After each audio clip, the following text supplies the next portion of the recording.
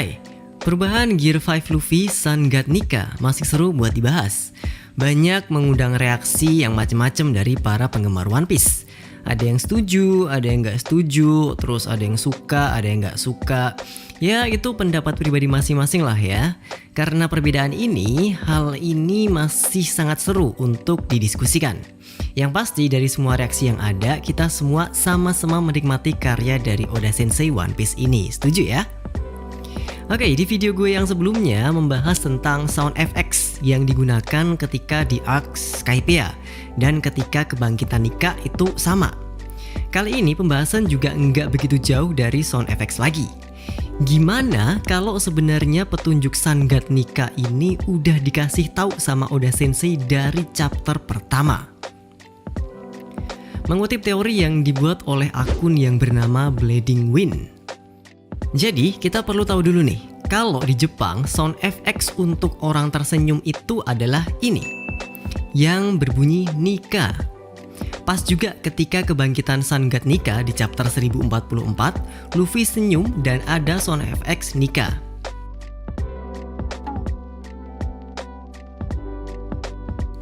Sekarang mari kita mulai dari awal chapter pertama. Ketika eksekusi Goldie Roger, Roger tersenyum menghadapi eksekusinya yang ada sound effects-nya seperti ini, yang berbunyi Nia. Ekspresi senyum atau sound effects ini digunakan untuk senyum cerdik atau senyum menyeringai.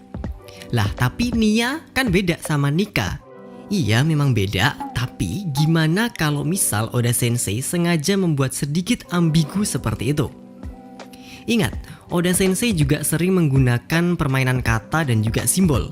Salah satu contohnya yaitu imu. Menggunakan dua huruf katakana i dan mu. Jika dua huruf ini digabung menjadi satu huruf kanji kayak gini, yang berarti Buddha atau dewa. Imu juga kebalikan dari umi yang berarti laut. Nama yang cukup menyimbolkan karakter ini kan? Sosok paling tinggi di pemerintahan dunia seperti dewa, yang posisinya ada di Mariojoa, tempat yang paling tinggi kebalikan dari laut yang ada di bawah. Lanjut, sekarang kita lihat sound effects yang digunakan ketika Luffy tersenyum. Sound effects yang digunakan itu ternyata berevolusi. Ini sound effects di chapter 1 sebelum Luffy memakan buah iblis, menggunakan sound effects kayak gini, atau ha, dan juga ini, atau shi shi shi shi. Lalu setelah memakan buah iblis, sound effects-nya jadi kayak gini, nihi, dan juga ni. Lalu di chapter berikutnya, di chapter 2, ketika Luffy mengatakan ke Koby kalau dia akan menjadi Raja Bajak Laut, efek senyumnya menggunakan ini, atau ni-i, i-nya lebih panjang. Yang juga efek yang sama ketika Luffy akan dieksekusi oleh Buggy di Logu Town. Gimana kalau sebenarnya efek ni ini adalah cara Oda untuk menyembunyikan Nika?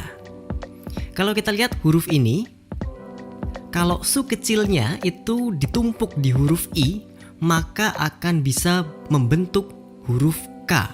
Jadinya ni dan K. Bisa disimpulkan kalau buah iblis yang dimakan Luffy itu sedikit demi sedikit merubah cara dia tersenyum. Ini mungkin terdengar kayak apa ya, terlalu cocok logi gitu kan. Tapi coba kita lihat kasus lain. Ingat, Oda Sensei suka dengan permainan kata. Ulang tahun para karakter di One Piece. Ulang tahun Nami adalah Juli 3. Diambil dari Na yang berarti 7 dan Mi yang berarti 3. Jadi deh bulan 7 tanggal 3. Terus ultah Sanji itu Maret 2. Diambil dari Sun yang berarti 3 dan Ji yang berarti 2. Ini disebut di SBS volume 15 dan juga volume 69. Terus, kenapa ulang tahun Luffy Mei 5? Kalau mengikuti pola permainan kata tadi, seharusnya kan Mei 6, diambil dari Gomu. Go yang berarti 5, Mu yang berarti 6. Terus kenapa kok Mei 5? Ini nih, simbol kanji untuk 5 adalah ini. Dan menariknya, kalau kita menyebut Nika menggunakan katakana, maka hurufnya ini.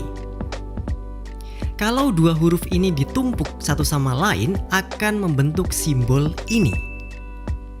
Jadi makanya kenapa ulang tahun Luffy itu Mei 5 atau Nika. Masuk akal kan ya? Masih kurang puas dengan permainan kata yang sering Oda pakai? Kita ambil contoh lain. Berapa harga buronan Goldie Roger? 5.564.800.000 berry. Nama Roger. Kalau ditulis dengan katakana jadinya kayak gini. Rojaa. Ro itu bisa berarti 6, Ji itu bisa berarti 4, dan Ya itu bisa berarti 8. Jadi ya, 648. Terus 55 di depannya itu juga bisa berarti Nika.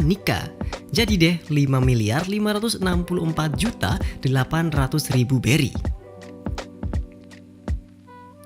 Kemarin juga sempat heboh tentang sebutan buah iblis Gomu Gomu no Mi yang disebut tipe Zoan di One Piece Databook yang rilis tahun 2002. Tapi setelah diselidiki lagi, gambar buah Gomu Gomu itu ternyata cuman dijadikan sebagai contoh buah iblis aja. Karena pada waktu itu buah iblis Gomu Gomu adalah buah iblis yang paling lazim kita tahu. Makanya gambar Gomu Gomu itu yang dipakai. Sebenarnya di halaman buku itu sedang menjelaskan tentang buah iblis tipe Zoan. Tapi apakah Oda sengaja ngasih petunjuk tipis-tipis di databook ini? Semacam kayak ngetrol gitu? Karena kenyataannya sekarang juga udah jelas disebutkan kalau buah iblis yang dimakan Luffy itu tipe Zoan, bukannya Paramecia.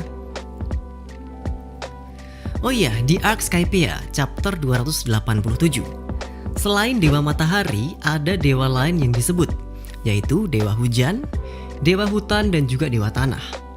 Kalau memang Dewa Matahari di sini itu merujuk ke buah iblisnya Luffy, Mythical Zoan Sun God Nika, ada spekulasi yang bilang kalau 3 dewa lain yang disebut itu juga bisa merujuk ke buah iblis lain yang menyandang nama dewa. Kalau gitu, kira-kira siapa pemilik 3 buah iblis yang menyandang nama dewa ini? Atau 3 nama dewa yang disebut ini mewakili masing-masing senjata kuno, Pluton, Poseidon, dan juga Uranus. Kalau menurut kalian gimana?